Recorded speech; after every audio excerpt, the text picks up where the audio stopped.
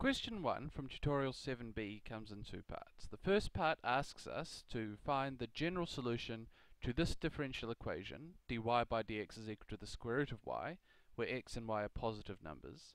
And then the second part asks us to sketch the curve of the particular solution to this equation that will pass through the point 1, 4. So let's try and solve this first. And if we look at this differential equation, we can see fairly readily that this is a simple separable equation. That is, I can get all of my y's to the left hand side and all of my x's to the right hand side. And if I do so, I find that I get 1 over the square root of y dy is equal to 1 dx. And of course I can't forget my integration signs to make sure that this statement makes sense. Now I know that 1 over the square root of y is the same thing as y to the power of negative a half. So when I integrate this expression, I'm going to get y to the power of a half, increase the power by 1, and then divide by the new power, so divide by half or multiply by 2.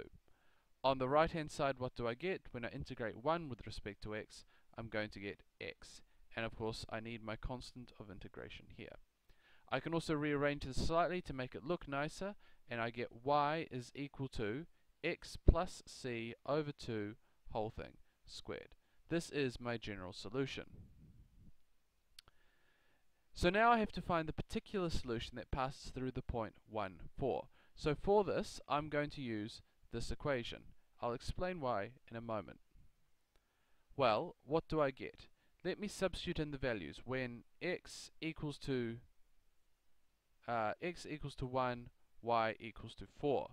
That means that 2 times 4 to the power of a half is equal to 1 plus c. This means that 2 times 2 is equal to 1 plus c, or c is equal to positive 3. Now, why did I do this? Why did I use this equation rather than this one? Because if I try and find the particular solution from this equation, what do I get? I get 4 is equal to 1 plus c over 2 whole thing squared. So plus or minus 2 is equal to 1 plus c over 2. Plus or minus 4 is equal to 1 plus c. So c actually has two solutions. It is equal to 3, or c equals to negative 5. And I'd have to reject this one. But how would I reject it? Well, I'd need to look back at this equation anyway. So I figured I may as well just start here. The reason we get two solutions when there aren't really two is because by squaring both sides of this, I've actually introduced the possibility that y could be a negative number, or that rather I've introduced the possibility that there could be a negative as well as a positive square root for y.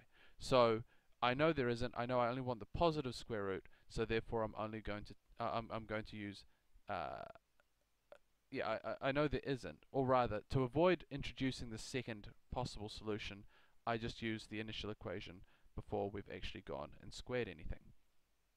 So that means therefore our particular solution is going to be just substituted in for c equals to 3.